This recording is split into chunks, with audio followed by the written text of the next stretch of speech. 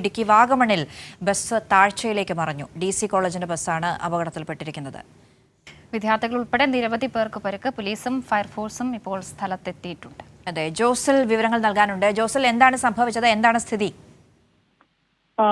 അന്ന, വർഷ, ഇത്തരത്തിൽ വലിയ ആശങ്കയിലേക്ക് പോകേണ്ടതില്ല എന്നുള്ളതാണ് ഈ പ്രേക്ഷകരോട് ആദ്യം തന്നെ സൂചിപ്പിക്കാനുള്ളത്. കാരണം കേരളത്തിന്റെ വിവിധ ഭാഗങ്ങളിൽ നിന്ന് ഈ DC കോളേജിൽ വിദ്യാർത്ഥികൾ വന്ന് പഠിക്കുന്നുണ്ട്. അത് ഏതായാലും വിദ്യാർത്ഥികളുടെ പരിക്ക് അധികം ഗുരുതരമല്ല. ഡ്രൈവറുടെ പരിക്ക് മാത്രമാണ് അല്പം ഗുരുതരമായിട്ടുള്ളത്.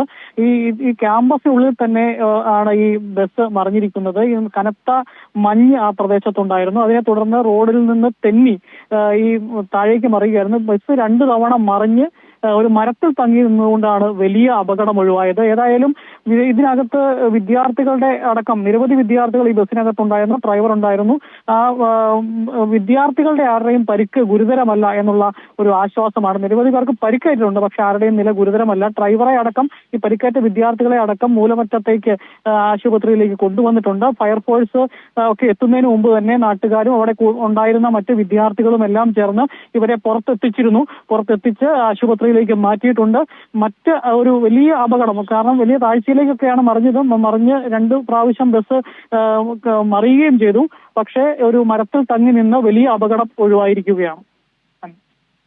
ശരി, ജോസൽ പറഞ്ഞതുപോലെ വലിയൊരു അപകടം ഒഴിവായിരിക്കുന്നു. ആർക്കും കാര്യമായ പരിക്കുകളില്ല എന്നാണ് മനസ്സിലാക്കുന്നത്. ആശ്വാസകരമായ വാർത്തയാണ് അവിടെ നിന്ന് വരുന്നത്. DC കോളേജിൽ ഒരുപാട് വിദ്യാർത്ഥികൾ പഠിക്കുന്നതാണ്. കേരളത്തിൽ അങ്ങോളം ഇങ്ങോളം. ജോസൽ സെബാസ്റ്റ്യൻ വിവരങ്ങൾ നൽകിയത്.